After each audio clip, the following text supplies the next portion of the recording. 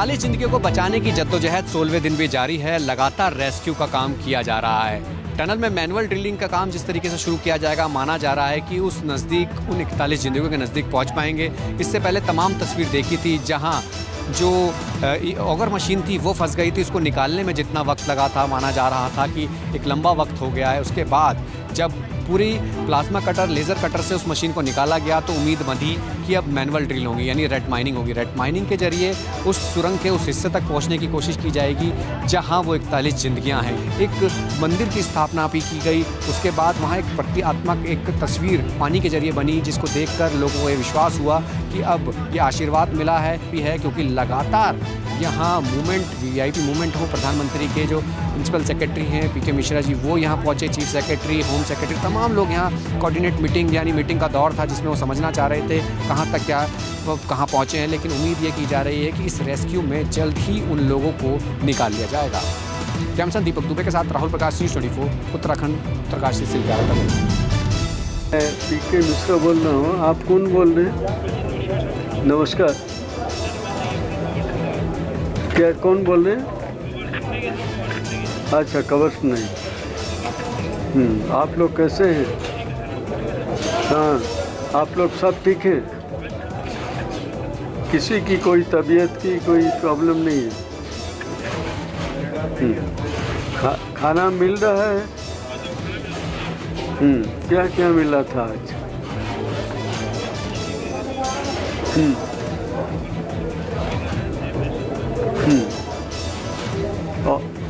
और कुछ राइस ये सब मिलता था?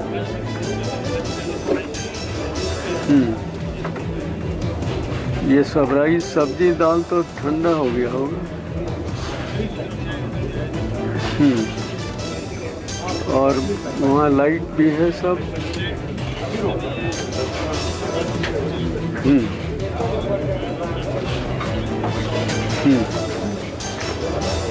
और अभी आज तो हम आए हैं, मैं आया हूँ प्राइम मिनिस्टर ऑफिस से, होम सेक्रेटरी साहब भी आए हैं। सब लोग काफ़ी मेहनत कर रहे हैं।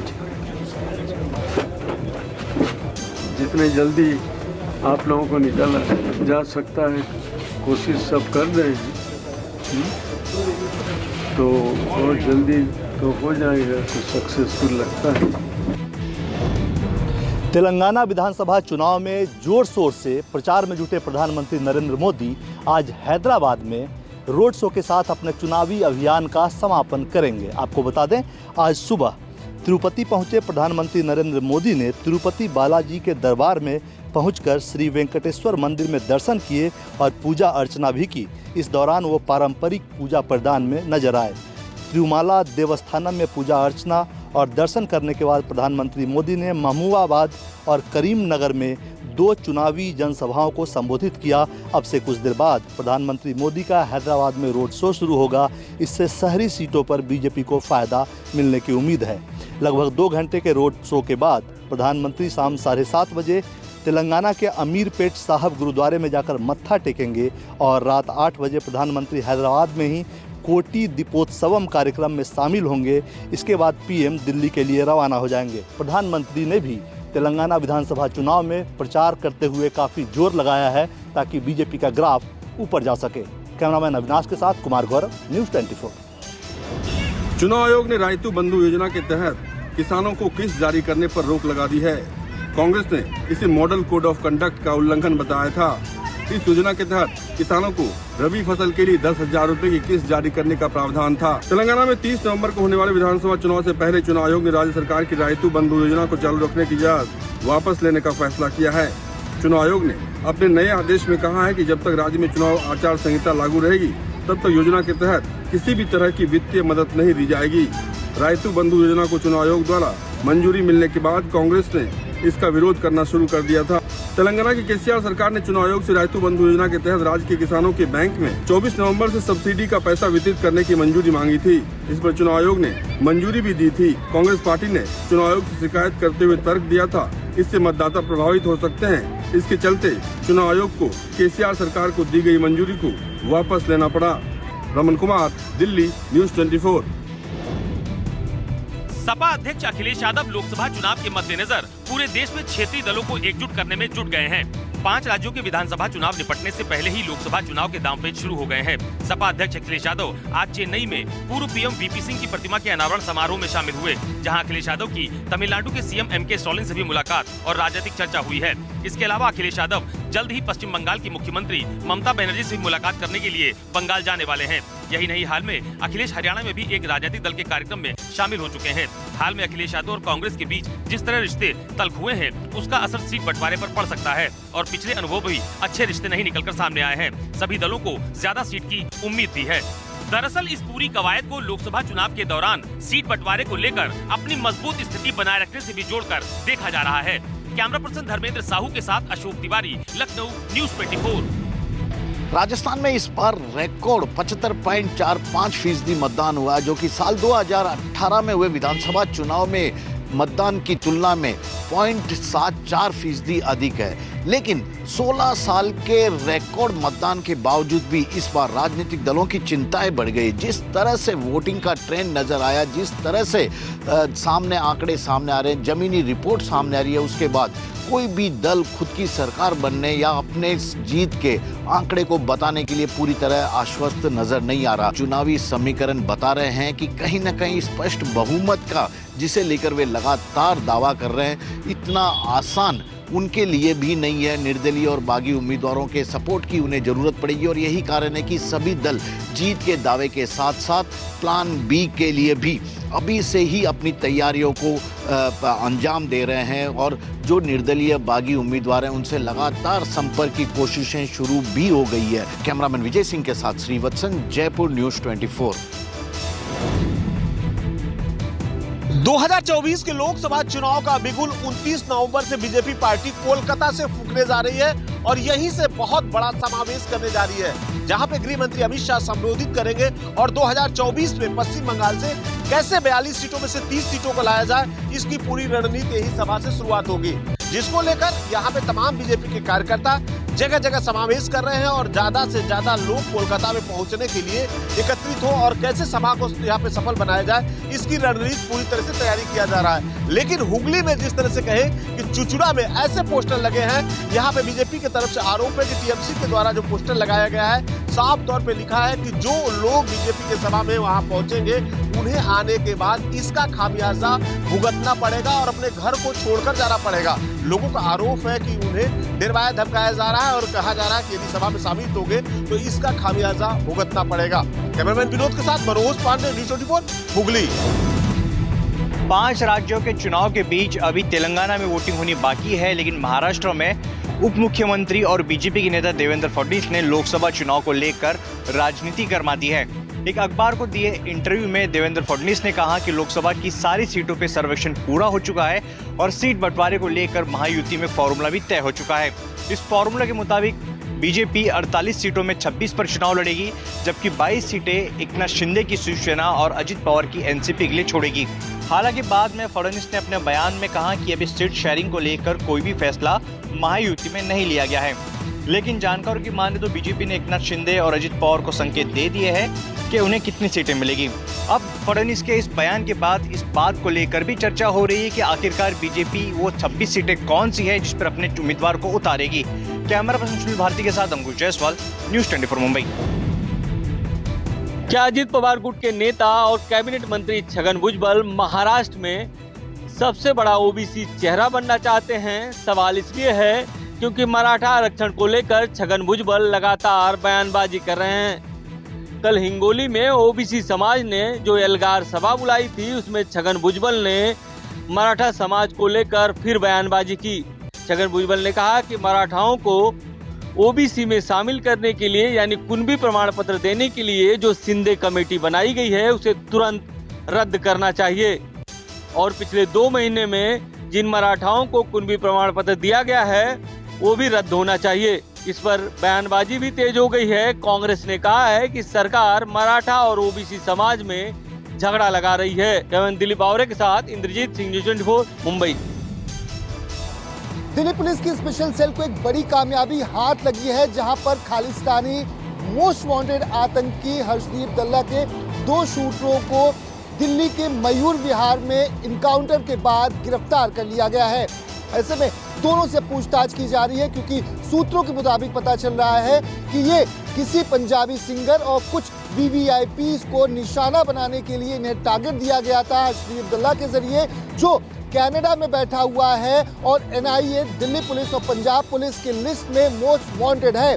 वो खालिस्तानी समर्थक है और पाकिस्तान के आईएसआई के संपर्क में रहता है, जहां पर हथियारों की तस्करी से लेकर ड्रग की तस्करी और टारगेट किलिंग तक के उसके ऊपर गंभीर आरोप हैं। और ऐसे में उसके जो 2 शूटर गिरफ्तार किए गए हैं, अब उनसे कड़ी पूछताछ की जा रही है, जिसके बाद ये साफ हो पाएगा कि टारगेट किलिंग के लिए इन्हें कितने पैसे दिए गए थे और ये किस पंजाबी सिंगर या वीवीआईपी को मौत के घाट उतारने के लिए दिल्ली पहुंचे हुए थे। कैमरामैन नितिन के साथ दीपक दुबे, न्यूज़ रिपोर्ट, दिल्ली।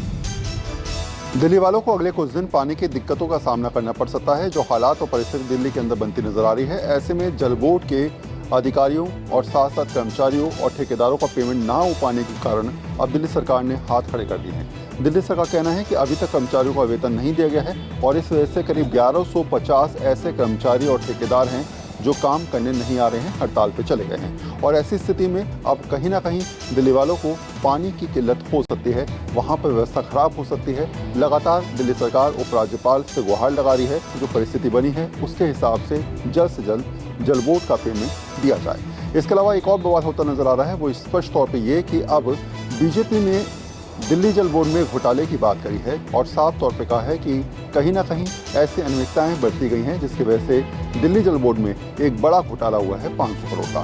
हालांकि ये तमाम विवाद अलग है, लेकिन इन सब के बीच ये बात जरूर सामने निकल के आती है कि जो स्थिति बनी है इस समय कर्मचारियों की हड़ताल को देखते हुए, वो आने वाले दिनों में दिल्ली वालों की परेशानी खड़ी कर सकती है। कैमरा पर्सन प्रहलाद सिंह के साथ करोड़ सिन्हा, न्यूज़ 24 दिल्ली। यूपी विधानसभा का शीतकालीन सत्र इस बार नए बदले हुए नियमों के साथ ही संचालित होगा। दरअसल यूपी विधानसभा का शीतकालीन सत्र कल यानी 28 नवंबर से शुरू हो रहा है। 66 साल बाद योगी सरकार ने नए नियम लागू होंगे। इसके तहत सदस्यों को सदन के भीतर झंडा, बैनर, पोस्टर सदन में लाने की अनुमति नहीं होगी। खास बात ये भी है कि विधायक अपना मोबाइल फोन भी सदन के भीतर नहीं ले जा सकेंगे। विधानसभा में पिछले सत्र में ही नई रूल बुक का मंजूरी मिल गई थी। यही नहीं, विपक्षी दलों का कहना है कि साइलेंट मोड की शर्त के आधार पर ही मोबाइल फोन की अनुमति मिलनी चाहिए या फिर सदन को अटेंडेंट उपलब्ध करवाया जाना चाहिए। खास बात ये भी है कि सदन की कार्रवाई को सुचारू रूप से चलाने के लिए आज सर्वदलीय बैठक और कार्य मंत्रणा समिति की भी बैठक की गई है। कैमरा पर्सन धर्मेंद्र साहू के साथ Ashok Tiwari, Lucknow, news 24। Marathi sign board को लेकर सुप्रीम कोर्ट का अल्टीमेटम समाप्त हो चुका है। बीएमसी अभी एक्शन प्लान ही बना रही थी कि महाराष्ट्र नवनिर्माण सेना ने इस मामले में आंदोलन छेड़ दिया। इस वक्त हम हैं कुर्ला के फोनिक्स मॉल में और देखिए कि यहाँ पर जो मनसे के कार्यकर्ता हैं वो आंदोलन कर रहे हैं कि मराठी साइन बोर्ड लगाया जाए। अगर इस मॉल की बात करें तो इस मॉल में बहुत सारे इंटरनेशनल ब्रांड है और इस इंटरनेशनल ब्रांड में कई जगहों पर मराठी साइन बोर्ड अभी तक नहीं लगा है। हालांकि सुप्रीम कोर्ट ने 25 तारीख तक का समय दिया था और आज से अब बीएमसी एक्शन लेने वाली है। बीएमसी ने कहा है कि अगर कोई दुकान मराठी साइन बोर्ड नहीं लगाता है तो उन पर इस तरह से कार्रवाई की जाएगी कि जितनी बड़ी दुकान होगी उतनी बड़ी कार्रवाई होगी। यानी कि किसी के पास 10 वर्कर हैं तो उन पर 20,000 रुपये का फाइन लगाया जाएगा, किसी के पास 5 वर्कर हैं तो उनके ऊपर 10,000 रुपये का फाइन लगाया जाएगा। इस बीच एमएनएस ने आंदोलन तेज कर दिया है। कैमरामैन दिलीप आवरे के साथ इंद्रजीत सिंह, न्यूज़ 24, मुंबई।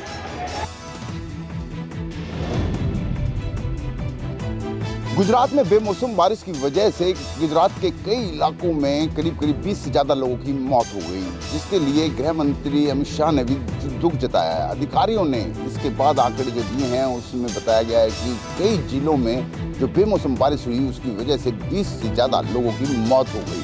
वहीं अलग अलग क्षेत्रों में ये बिजली गिरने की घटनाएं दर्ज हुई, जिसमें ये मौतें हुई। गुजरात के दाहोद में सबसे ज़्यादा 4 लोगों की जान गई। कुल मिलाकर लगभग 20 से ज़्यादा लोगों की मौत हो गई है। अधिकारियों के मुताबिक फसलों के नुकसान के अलावा सौराष्ट्र के मोरबी जिले में सिरेमिक उद्योग को भी काफ़ी नुकसान हुआ है, क्योंकि वहाँ तेज बारिश की वजह से फैक्ट्रियाँ बंद कर दी गई हैं। जीवन वहाँ का अस्त व्यस्त हो गया है। वहीं मौसम विभाग ने कहा है कि सोमवार को बारिश जो है वो कम रहेगी, लेकिन गुजरात के दक्षिणी इलाके में बारिश का असर रह सकता है। वहीं फसलों को जो है वो भी अच्छा खासा नुकसान देखने को मिला है।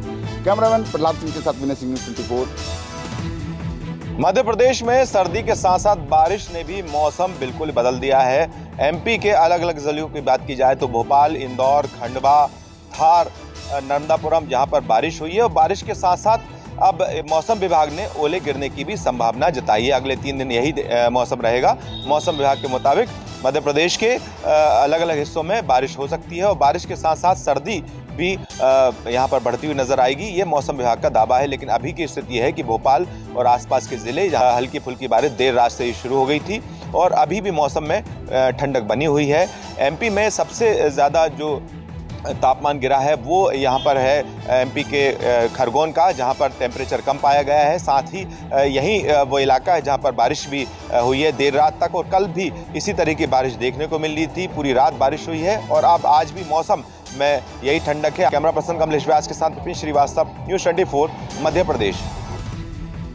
महाराष्ट्र के किसानों की मुसीबत बढ़ गई है। बेमौसम बारिश की वजह से किसानों के फसल जो हैं बर्बाद हो गए हैं। इतना ही नहीं, लाखों रुपए का नुकसान भी हुआ है। रविवार को जो है मुंबई सहित महाराष्ट्र के कई जिलों में तेज हवा के साथ भारी बारिश और ओलावृष्टि हुई है, जिसकी वजह से किसानों के फसल जो है पूरी तरह से बर्बाद हो गए। इस बारिश का सबसे ज़्यादा असर जो है राज्य के नासिक और अहमदनगर में जो है देखने को मिला है। विपक्ष ने सरकार से मांग की है कि किसानों की मदद जो है वो की जाए और किसान भी सरकार से मांग कर रहे हैं कि जो फसल बर्बाद हुआ है उसका पंचनामा करके नुकसान की भरपाई जो है वो की जाए। हालांकि मुंबई को लेकर ये राहत की बात है कि बारिश की वजह से मुंबई का जो एयर क्वालिटी इंडेक्स है उसमें जो है काफ़ी सुधार देखने को मिला है। कैमरामैन राजेंद्र सिंह खाती के साथ Rahul Pandey, news 24 Mumbai.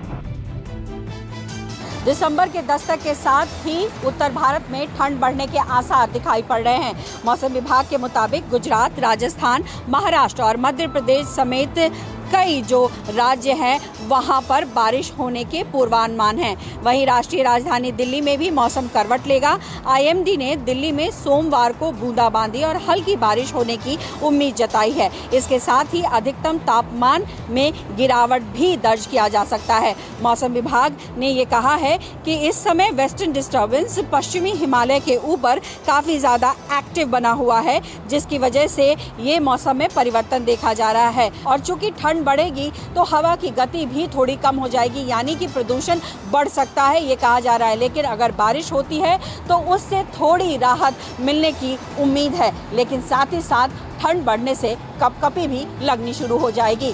Camera person अभय नाथ के साथ पल्लवी झा, दिल्ली, न्यूज़ 24। समुद्र में चीन की दादागिरी को खत्म करने और पाकिस्तान के नापाक इरादों को समुद्र में दफन करने के लिए अब भारतीय नौसेना और सशक्त हो रही है। जहां आपको बता दें कि तीसरे जंगी जहाज इंफाल को भारतीय नौसेना में दिसंबर में शामिल किया जाएगा। मंगलवार को युद्धपोत आईएनएस इंफाल की क्रेस्ट को दिल्ली में अनावरण किया जाएगा। इस मौके पर रक्षा मंत्री राजनाथ सिंह, मणिपुर के मुख्यमंत्री सहित कई सैन्य अधिकारी शामिल होंगे। इसकी सबसे बड़ी खूबी यह है कि यह दुश्मन की नजर से बच सकता है और आसानी से दुश्मन की रडार की पकड़ में नहीं आएगा। यह सतह से सतह मार करने वाली मिसाइल और सतह से हवा में मार करने वाली मिसाइलों से लैस है। इसमें सतह से हवा में मार करने वाली मिसाइल सिस्टम भी लगा हुआ है, जो 16 मिसाइल के 2 वर्टिकल लॉन्चर से सहित 32 medium range surface to air missile दागी जा सकती है। इसके अलावा एंटी सरफेस वारफेयर के लिए BrahMos anti ship missile system भी लगा हुआ है। इस सिस्टम में 16 ब्रह्मोस मिसाइल फायर की जा सकती है। इसमें आधुनिक सर्विलांस रडार भी लगा हुआ है। आपको बता दें कि अरब सागर में लगातार चीनी नौसेना की तरफ से पेट्रोलिंग किया जा रहा था, जिसके बाद से भारतीय नौसेना ने भी अपनी ताकत में लगातार इजाफा करना शुरू कर दिया है। कैमरा पर्सन दीपक शर्मा के साथ पवन मिश्रा, न्यूज़ 24 दिल्ली। कार्तिक पूर्णिमा और देव दीपावली पर आज अयोध्या से लेकर काशी तक लाखों श्रद्धालुओं ने आस्था की डुबकी लगाई, तो शाम को काशी में देव दीपावली की भी जबरदस्त तैयारियां हैं। काशी में आज जोर शोर से देव दीपावली मनाई जाएगी। इस मौके पर वाराणसी के घाटों पर 12 लाख दिए जलाए जाएंगे। 70 देशों के राजदूत और 150 विदेशी डेलीगेट्स इस अलौकिक पल के साक्षी बनेंगे। उत्तर प्रदेश के सीएम योगी आदित्यनाथ दमोह घाट पर देव दीपावली पर पहला दीपक जलाकर इस कार्यक्रम की शुरुआत करेंगे। इसके बाद सीएम योगी आदित्यनाथ विदेशी मेहमानों का स्वागत करेंगे। इसके बाद सीएम क्रूज पर सवार होकर दियों के टिमटिमाते हुए गंगा घाटों को देखने के लिए निकलेंगे शाम करीब 6:15 बजे योगी क्रूज से दशाश्वमेध घाट पहुंचेंगे और गंगा की विशेष आरती में हिस्सा लेंगे। इसके बाद चेत सिंह घाट पर लेजर प्रोजेक्शन शो भी आयोजित किया गया है। जिस तरह से छोटी दीपावली पर अयोध्या में दीपोत्सव मनाया जाता है, ठीक उसी तरीके से आज काशी में देव दीपावली पर भी जबरदस्त नजारा देखने को मिलेगा। कैमरा पर्सन सचिन कुमार सैनी के साथ मानस श्रीवास्तव, न्यूज़ 24। बनारस और हरिद्वार के तर्ज पे कोलकाता के गंगा घाटों पे इस बार देव दिवाली मनाया जा रहा है।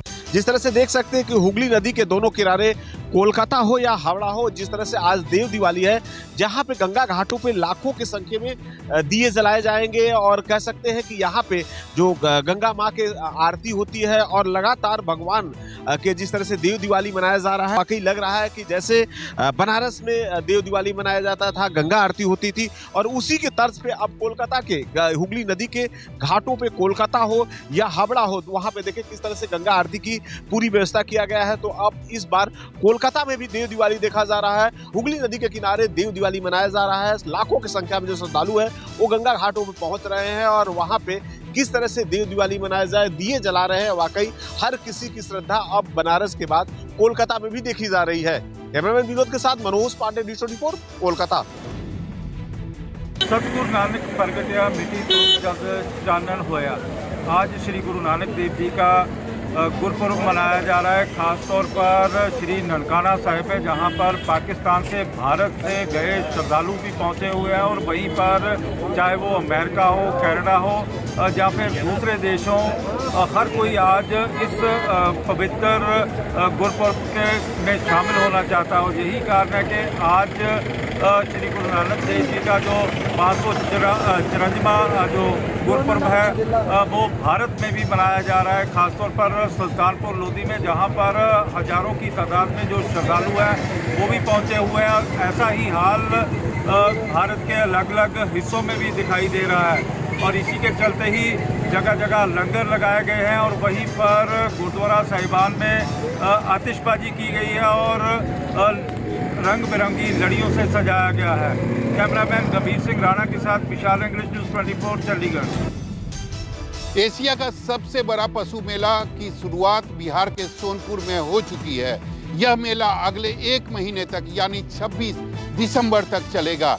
इस मेले का उद्घाटन करते हुए तेजस्वी यादव ने कहा कि आने वाले दिनों में इस मेले का विशाल आयोजन किया जाएगा। किसानों का सबसे बड़ा मेला सोनपुर को माना जाता है। इस मेले में आपको हाथी, घोड़ा, गाय, बैल, बकरी और हर तरह की चिड़िया मिल जाएगा। के साथ ही बाइक, कार, ट्रैक्टर के साथ साथ आधुनिक कृषि यंत्र की भी स्टॉल मेले में लगाया जाता है। पूरे देश भर से इस मेले में लोग आके पशुओं की खरीदारी करते हैं। इस बार सोनपुर मेले की खास बात यह है कि विदेशी पर्यटकों को लुभाने के लिए प्रीमियम कैटेगरी का कॉटेज बनाया गया है, जिसमें अति आधुनिक सभी सुविधाएं रखी गई है, क्योंकि इस मेले में काफी संख्या में विदेशी पर्यटक पहुंचते हैं। कैमरामैन सनी के साथ सौरभ कुमार, सोनपुर, न्यूज़ 24। भारत पाकिस्तान अंतर्राष्ट्रीय सीमा की जीरो लाइन पर भी अब सीमावर्ती किसान अपने खेतों में खेती कर रहे हैं। जो किसानों की अपनी भूमि सालों से बंजर पड़ी थी, अब उनकी वो भूमि उपजाऊ हो चुकी है, क्योंकि किसान बुलेट प्रूफ ट्रैक्टरों के जरिए अपने खेतों में खेती कर रहे हैं। और जीरो लाइन पर किसानों की खेती में मदद कर रही है बीएसएफ और जिला प्रशासन।